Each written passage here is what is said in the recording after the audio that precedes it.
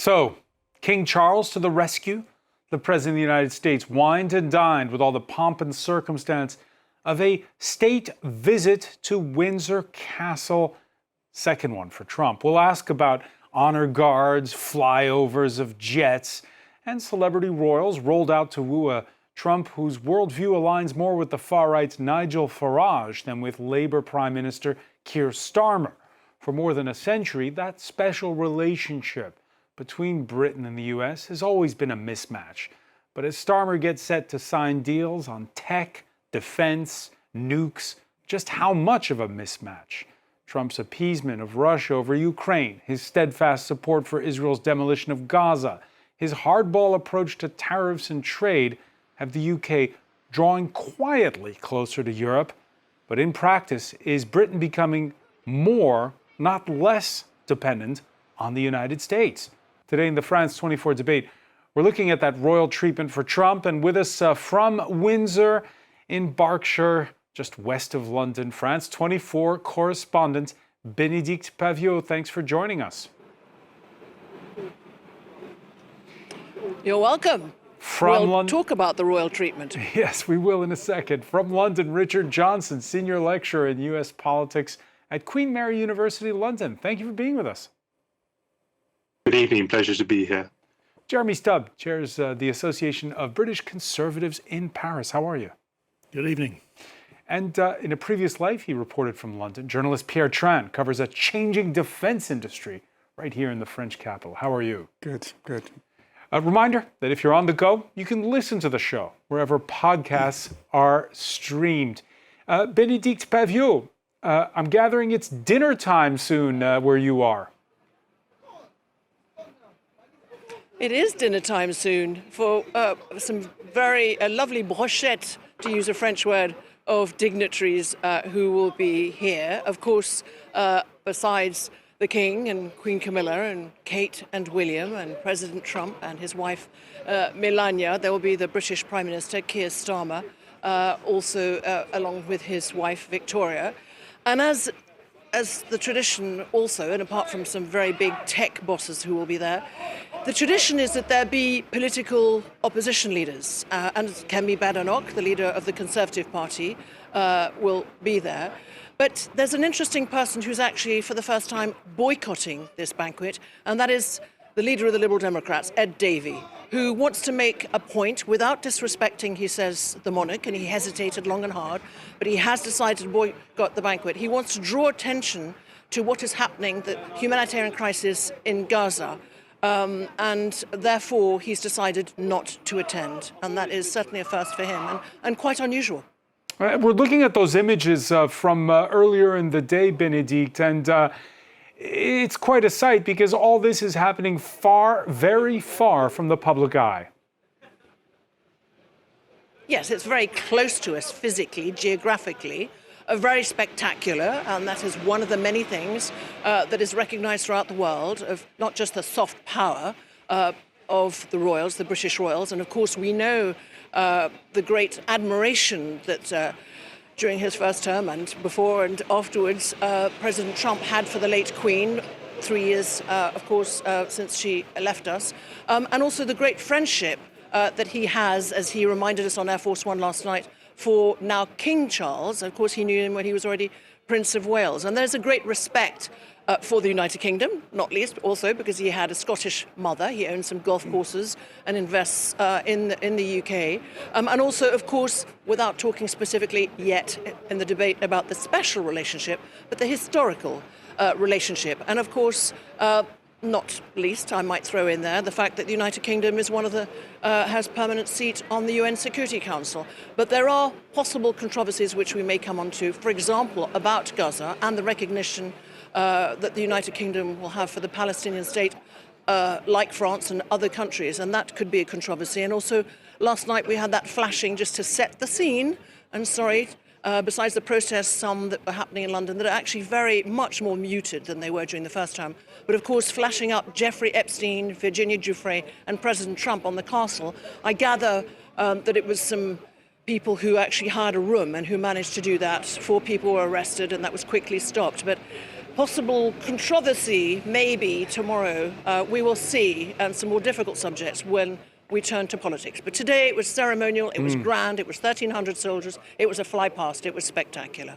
All right, yeah, most protesters... In the grounds, though, behind walls, as you say. Behind high walls. Most protesters kept at bay, even though some managed to rent, as you say, that hotel room from which they projected those images of the Trumps with the late Jeffrey Epstein. Remember last week there was the firing of the former Labour Minister and European Commissioner Peter Mandelson, who was UK ambassador to Washington. This after it appeared that his relations with Epstein were much tighter than originally stated. On its front cover, satirical magazine Private Eye put the awkward timing front and center. There you see on the left, Keir Starmer saying goodbye. Don't want Peter. We don't want anything to do with a friend of a pedo. And on the right, he's saying, "Welcome, President Trump." Richard Johnson, you're in the Capitol, where the walls aren't as high. What's the mood? Well, politically, for this Labour government, what they are trying to achieve with this state visit is to help Donald Trump enable the Labour government to deliver on its plans for growth.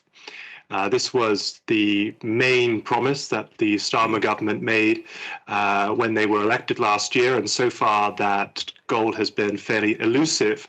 And so the United States poses both a threat and a potential advantage for the UK. So the threat is that there's this tariff threat that every country in the world is potentially facing, and is indeed facing at the moment. But then there's the opportunity the United States poses, which is in terms of greater investment in areas like tech and in defense. The problem for Keir Starmer is that Donald Trump is very unpopular in the United Kingdom. He has a 19% approval rating, which I should add is actually higher than the Prime Minister's own approval rating at the moment. So he's in good company there. But it does mean that particularly for Keir Starmer's Labour supporters, being seen to be so close to a much reviled political figure from the Labour perspective as Donald Trump puts Keir Starmer in a tricky position. Trump can help him achieve some of his goals, which might be able to help him improve his popularity overall, but the means for doing that, which is a relationship with Donald Trump, could have some short-term political blowback for him. All right, so in the case of pick your druthers, Keir Starmer making full use of Trump's penchant for rubbing elbows with the royals. Again, putting King Charles front and center. You could also say the Prince and Princess of Wales, William and Catherine, were there to greet Marine One when it landed at Windsor this morning, with Vanity Fair magazine pointing out that Kate's burgundy dress was by Amelia Wickstead and her hat by Jane Taylor. Facts I did not know. Jeremy Stubbs, your reaction to those, how far does soft power get you and the kind of display we're seeing at Windsor today? Well, this is undoubtedly the display of soft power at its maximum. And if this doesn't work, then soft power no longer counts for very much with the United States from the UK point of view. And they're playing all their cards at once here. If this doesn't work, that's it. And the question is, will Donald Trump, who loves the king, who enjoys being with the king, will he continue to give a little bit of an aura to Keir Starmer? Keir Starmer has been doing, I would say, much better on the international stage so far than domestically. He wants to capitalize on this, but now he's going to, his stock's going to go up or it's going to go down, and way down. And could this happen during the visit itself? We'll know much more by tomorrow evening after the talks at Chequers, when the serious subjects come out. When the serious subjects come out, at this point in time, Pierre Tran, your reaction to all this regalia that we've seen? Looks impressive. I see the costume effect. The soldiers of the good old days. harking back to the past works? Yeah. I mean, the very notion of royalty, it's this bring back the good old days. Bénédicte Paviour, we can roll images of the 2019 state visit, the first one by Donald Trump, and all the attention on palace protocol back then when the 93-year-old Queen, the mother of King Charles, at the time greeted the president. Compare, if you will, not so much the ceremonies, because obviously we know those are different, but the mood. Night and day. Of course, it was a different world back then. That may seem like an exaggeration, but I think we've got much more divisive publics and citizens who are very worried about the cost of living, whether it's in France, in the UK, in the United States. Social media has a very big role to play in that divisiveness, and that is recognised very much. The stunt that we witnessed last night with the Jeffrey Epstein thing, these are things that police have to, and intelligence services have to deal with. But the mood of the people, I was thinking earlier on, so you see behind me American flags and British flags, Union Jacks. Most of the day, there were more media and police here. It gives me no pleasure to say it, but that's the reality. And that is reflected in polls that say that a lot of British people actually are not happy and feel quite uncomfortable at seeing this British Prime Minister. Yes, not just courting, some say just going too far in this courting of a US president. What we understand is that the White House clearly, and the president himself, wants very much these images beamed around the world and also back into the US of the United Kingdom pulling out the stops. And he has a genuine affection for the country, for the history. I think there is a good rapport between the British Prime Minister, and we will see if that's borne out tomorrow, but I would expect that is the case. We'll watch carefully the toasts that are made tonight. I understand the King has drafted his toast several times, and it'll be a 7-minute toast, and that will be important.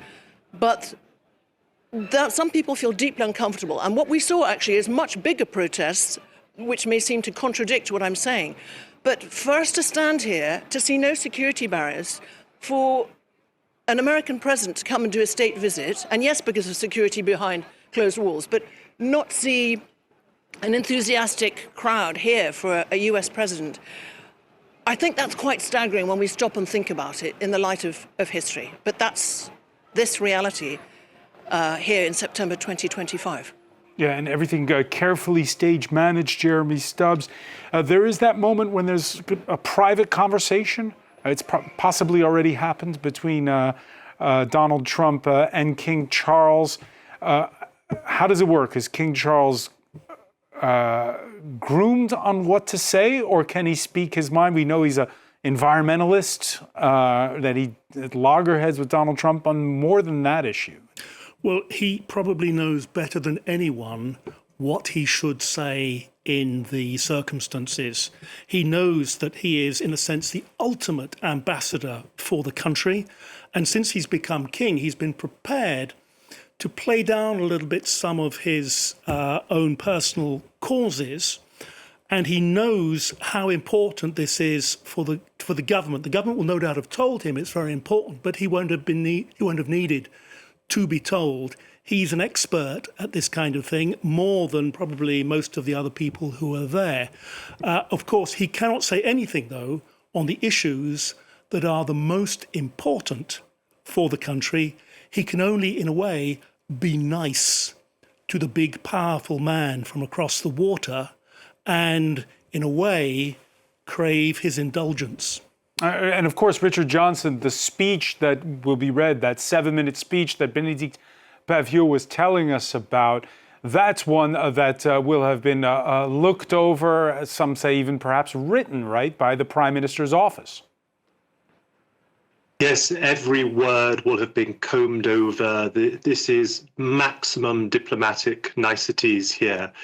We may be looking, or listening, I should say, to hear if there's a particular rhetorical flourish or a little bit of a particular sign as to where these leaders think the direction of travel between these two countries is going. But generally speaking, this is not going to be an opportunity for controversy. This isn't like out of a film where there's a great kind of going to be a great challenge against, say, the United States. I mean, we're just not going to see something like that. I did want to just come in on I think, particularly Benedict's points about the protests, if I may, which is that there is a certain degree of inconsistency or almost hypocrisy, we might say, among British political leaders when it comes to reactions to Trump versus other heads of state. I mean, in the past decade, we've had heads of state from non-democracies or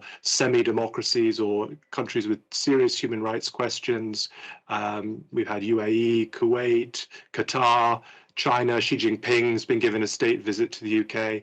The level of protest, the level of boycotting that our political leaders are currently expressing against Trump was much lower against those. And I think part of that is because the United States looms so large in the British public's psyche. We are so influenced by American culture. And I also think it's not irrelevant to say, of course, our language similarities is very important here, where British people can follow American politics and feel much more invested in American politics. And even, dare I say, in France, where, of course, there have been enormous political changes going on in France in the last couple of weeks, and the level of attention in the British media has been so much less than, say, for example, the assassination of Charlie Kirk in Utah. And part of that is about the difference of attention that our public and our political class give to the United States. And that's partly why you've also seen such mobilization against Trump. Yeah, the greater attention to what happens in the United States from the British public. Some accuse the U.S. of greater meddling inside of UK politics. Last Saturday, there was the biggest far-right rally in London in decades, a rally where by video link, Elon Musk, who's no longer in Donald Trump's cabinet, but still the world's richest man who controls the social media X, called for the ouster of Keir Starmer's government. Ellen Gainsford has more. It is my pleasure to bring from His Majesty the King a letter. A fresh display of this special relationship at a sensitive time for Keir Starmer. The British Prime Minister has recently faced an embarrassing cabinet reshuffle and questions over his judgment regarding now-sacked US Ambassador Peter Mandelson. As Starmer's popularity wanes, the far right is on the rise in the UK. Last weekend saw the biggest ever far-right march in the country, with over 100,000 people protesting in London at an event organised by far-right activist Tommy Robinson. And time again, every time they think they beat us down, we come back stronger. Look at these crowds, man. London's Mayor Sadiq Khan says the US president is partly to blame. President Donald Trump and his coterie have perhaps done the most to fan the flames of divisive far-right politics around the world in recent years. US influence was on show at the march. Tech billionaire Elon Musk voiced his support by video link, championing Tommy Robinson, while calling for the downfall of the British government. And many protesters expressed support for the political influencer Charlie Kirk, whose assassination has exacerbated political division in the US. The CEO of the British chapter of Kirk's organisation, Turning Point, claims support for Donald Trump is also on the rise in the UK. I think the feeling of Trump's changed over here. So back in 2016, when maybe social media was less prevalent, I think people certainly had an opinion of Trump thanks to the media. Now a lot of people have seen him online, and I'd say actually his fan base is growing over here. Starmer himself has sold his conciliatory nature towards Trump, despite their political differences, as a way to protect the UK from US tariffs. A technique that so far has proved only moderately successful. Jeremy Stubbs, is there meddling by the far right in UK politics, in the US? from the US. The thing is, the UK is open to that right now. There is a sort of wide open door. Whatever the British public may think of Donald Trump, the politician who's riding high in the polls, and who, if there are elections tomorrow, will be Prime Minister, is Nigel Farage, who is a kind of epigone of Mr. Trump. So there is, to put it in economic terms almost, there is a market for this kind of thing. And one notices that it is very, very different from other countries in Europe, like France in particular. And so hang on, 16% support, Benedict says, for Trump in that poll. And yet you're saying Nigel Farage, who's aligned himself with Trump, could be the next prime minister? Exactly, according to the polls. And the people, obviously, who are suffering the most are the leaders of the Labour and the Conservative Party, my own party. You know, we've been forced out into the background, and Farage is taking the centre stage. We don't know if that effect will last, of course, but as I say, there is this porosity in British politics to ideas coming from the United States. Very different from anything we've seen before, I would say. Richard Johnson, you agree?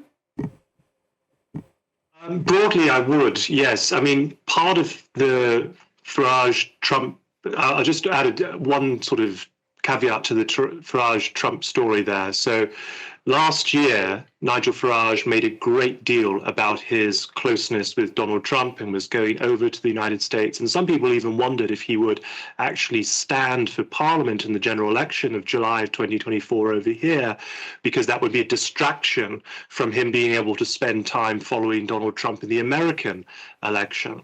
But what's quite interesting is that since Trump has won that election, Farage has put in a bit of distance between him and Trump. And that's exactly going to that point about the polling differential. If you look at Trump's approval rating, sort of 15 to 19% among the British public, Nigel Farage's Reform UK party is about 30% in the polls. And so what that means is that there's actually a chunk of people who either don't like Trump or are undecided about Trump in the British public who are supporting reform. And as Nigel Farage wishes to build out his coalition and quite frankly to win over more kind of traditional Tories, more traditional Conservatives, then I think he's going to downplay that association with Trump. I also say Farage does not want to align himself with Tommy Robinson and some of the kind of the street level racism that was in evidence over the weekend, because that's very off-putting to the potential voters that he wants to build into. So Farage is trying to go more mainstream, and Donald Trump is not that helpful for him politically in Britain in doing that. All right, so it's kind of the same conundrum that we're seeing here in France for the far right. Do you try to make yourself more mainstream, or do you double down on the white nationalist message? Well, you can see how there are certain cabinet members, or well, the previous cabinet members, who are moving towards the right, and the Home Affairs Home Secretary, as was, each reform is towards the right, and it's the rise of the far right. On both sides of the channel? Certainly in Paris, certainly in France. And yeah, you can see that on the other side of the channel as well. You know, the worrying thing with the Saturday demo was, what, 100,000+, whereas previously it was perhaps tens of thousands, or if that, you know, thousands, but yeah. And how much of that is, again, that opening to ideas that come from the United States? The United States, which didn't come empty-handed for this state visit. Before the banquet, there was a flyover, a joint military display by the British and U.S. Air Forces, a flyover of F-35 fighter jets made in the U.S. of A, Pierre Tran. And at a moment where we're trying to talk about a European defense that would include Britain, more of what the French president loves to talk about, strategic autonomy, is this a bit of a bear hug by the United States? Well, let's see. So UK is a so-called tier 1 contractor on F-35. What it means is big money. So UK companies, British companies, led by BAE Systems, maybe 15% of the F-35 budget. That's a lot of money. So the National Audit Office, which is the parliamentary sort of watchdog, the financial watchdog, reckons that UK has made something like £11 billion out of F-35. So it's a big arms deal. The French like to call it the spy plane because the F-35 has all this software, and to use the software, you need the approval from the maker who's in the United States. Yeah, that's kind of the big talk was you are being controlled by the US basically, because actually, the thinking is there isn't really this switch, this American switch. It's more you rely on a US industry and therefore White House approval for upgrades, spares, service, maintenance, all that good stuff, just to keep the thing flying. So there is a form of, industrial control. And the U.S., of course, its control being made obvious with the war in Ukraine and wavering over whether or not to keep the supplies going, as the UK tries to discreetly tiptoe into embryonic plans for an EU-led European defense fund that weans itself off US-made military hard and software. The Guardian newspaper reporting this Wednesday that France has proposed limiting the use of British-produced military components in that €150 billion fund. Jeremy Stubbs, if you're Britain, do you look towards the continent or the United States when it comes to defense and security? You've got to look both ways, and that is the balancing act here. Britain is economically more reliant on the European Union than on the United States, and it needs to keep sweet its relationship with Europe. At the same time, I think it's still the case that British leaders see themselves as, in some way, second-tier ambassadors for Europe in the United States. And that is particularly the case at the moment, where I think that one of the issues that will be discussed discreetly tomorrow at Chequers is how far Donald Trump can be persuaded to turn against Vladimir Putin and give some sort of backing to a European defense force. In a sense, that is one of the prizes that Keir Starmer is after, despite all of these great parades and meals and so on.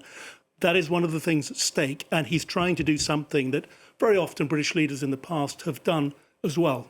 And Bénédicte Paviot, there's suspense when it comes to Thursday's sit-down between the U.S. President and the British Prime Minister at the country retreat of PMs, Chequers.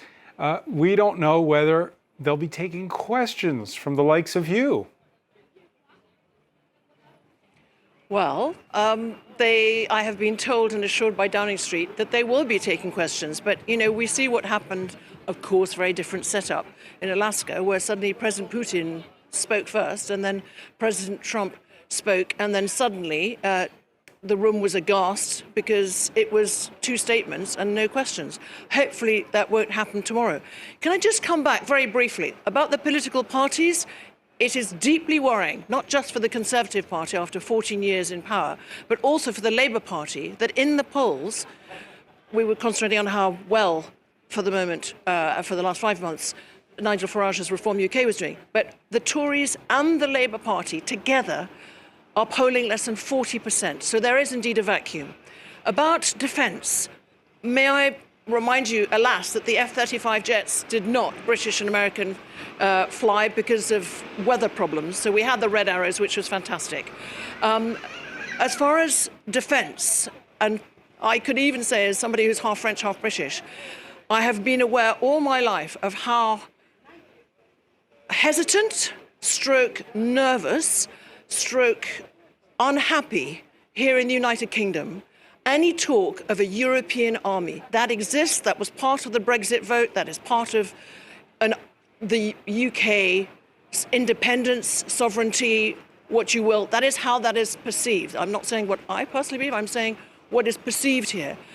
What has changed and what President Putin wasn't expecting, as many expert commentators have pointed out, is that it has united Europe. I use that in the advised term, not the EU, but Europe.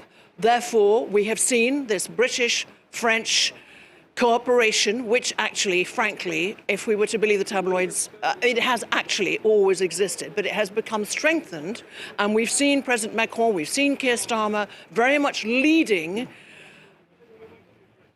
the encouragement to try and get actual proper sanctions from President Trump and security guarantees to do with Ukraine. So what the invasion by Ukraine, the invasion of Ukraine by Russia has done, it's united Europe.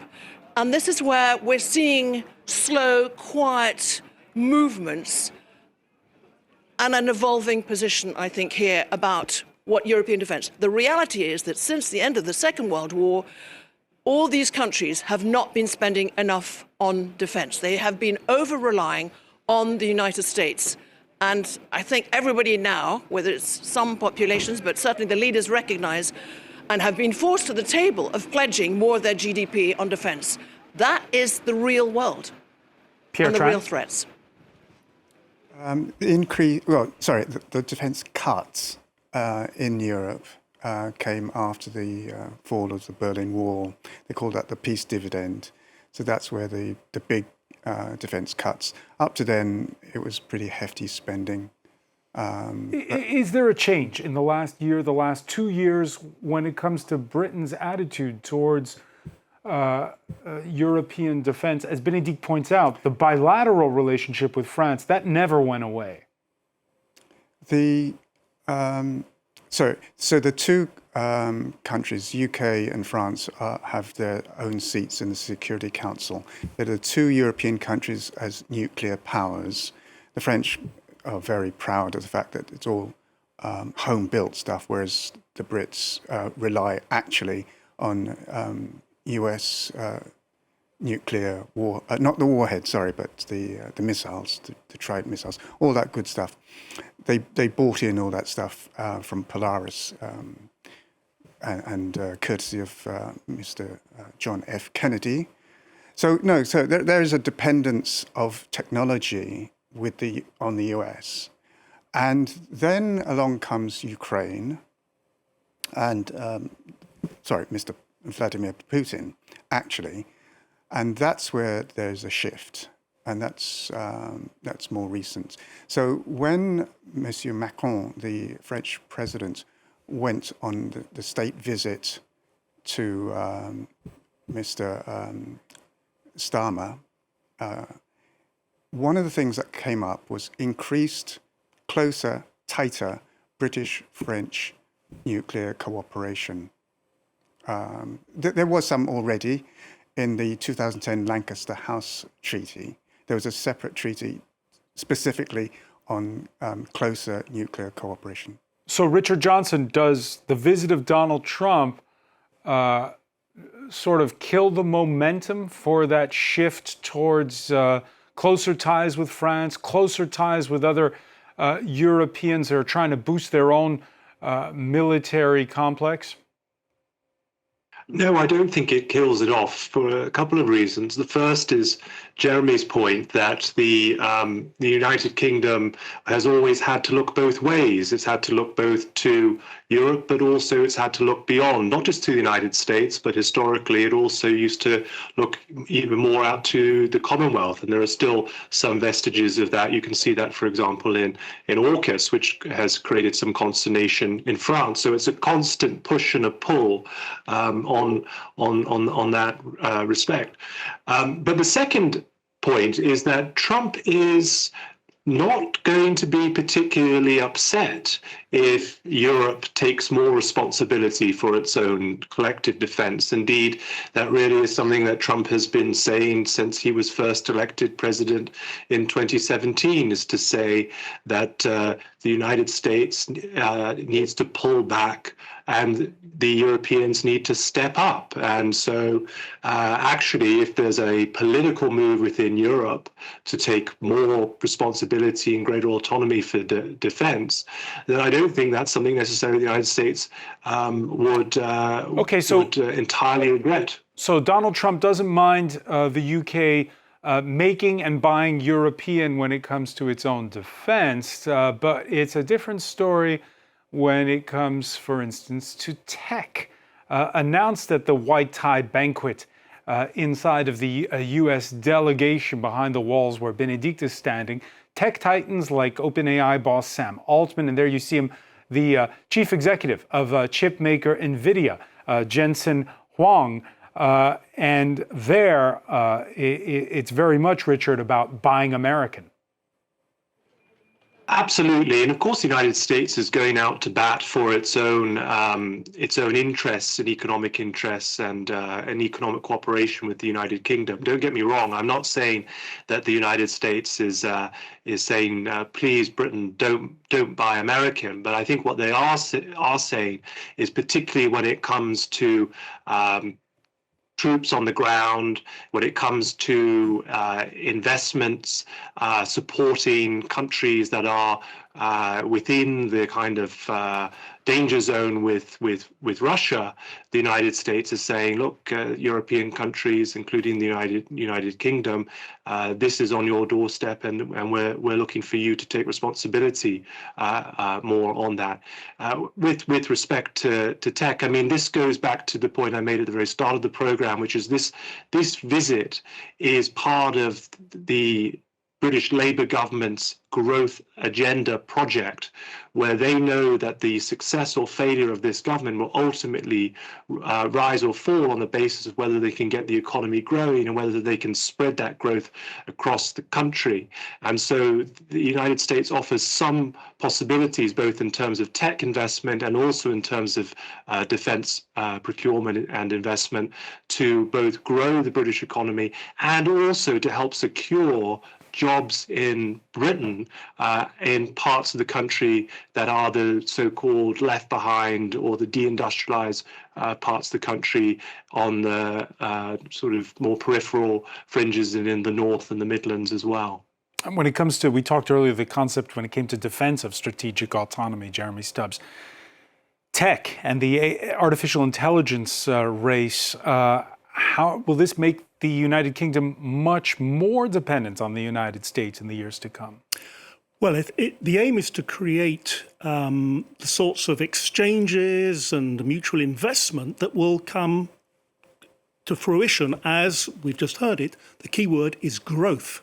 Even in military terms, Starmer needs to get certain conditions from Trump that will enable the country to make enough money to spend on defense. And one of the things, of course, is tech. And this visit is timed to coincide with the announcement of a huge investment by Microsoft and other tech giants in the United Kingdom, which is a rare ray of good news in an otherwise bleak landscape. So all of this schmoozing of President Trump is, in a way, a message saying, don't hit us with tariffs that are too high. Make an exception of us.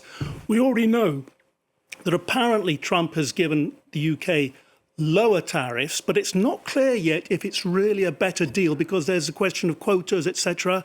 There's still a question of steel. And it's still 10% more than before. It's 10% more than before. But it's a better situation, arguably, than Europe. We don't know that for sure yet, but this is one of the things that's supposed to be clarified, one hopes, in the course of this visit.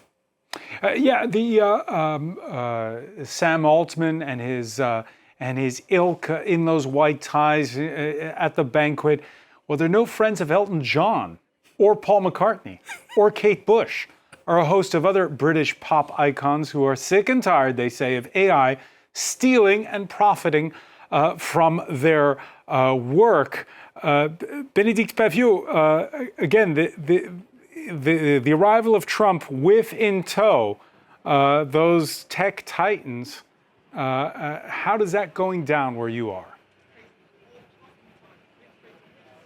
Well, mostly what we're getting is these announcements of, as your guests have been saying, which has got to do with the creation of jobs. So that is good news, and it's huge investments. I mean, we're talking about £32 million, for example. That is nothing to sniff at. So from that point of view, it's good. But once people start realizing, and there is a fear here in the United Kingdom, across the general population, and in other European countries, and indeed across the planet, about how many jobs really are going to be dispensed with because of AI. So I think that the full implications of that are being some of the implications that are being pointed out by Kate Bush and Elton John have not completely filtered down. But there are unions and there are people and workers who are worried, and that is at a time when they're already struggling. I could talk about lots of businesses that are struggling, lots of individuals that are struggling. So I think it's still the big unknown, and yet we're told about many of the health or other advantages, but often one hears about more job cuts because AI can replace this person doing that job. So I don't think we're not. It's still the unknown. Still the unknown. Richard Johnson. We began by talking about soft power and King Charles and Princess Catherine. When you look at Britain, who's got more soft power, King Charles or Paul McCartney? It's a good question. I mean, they're both kings in their own way, really. I think British soft power does matter, and I think it matters actually particularly for Donald Trump. He is someone who has great affection for the United Kingdom. He's, of course, himself half British, the son of a British immigrant to the United States, but also someone who in his adult life has had long-standing commercial ties, his golf courses, of course, in Scotland. And royalty and celebrity are two things that we know Donald Trump has absolutely loved and has always wanted to associate himself with, both now, but also long before he was a political figure. And so I think it's perfectly sensible and reasonable for the British public to try and roll out the stops on that. And actually, if you're trying to lobby Trump on something, going through an unconventional route like like top flight celebrities like Elton John or Sir Paul McCartney is not necessarily a bad route, because I think Trump's ears might prick up if he was told that actually Elton John has a message to you, not least given that Trump has used Elton John's music so much on the campaign trail. As long as he doesn't give an earful to those tech titans who were with him on Inauguration Day.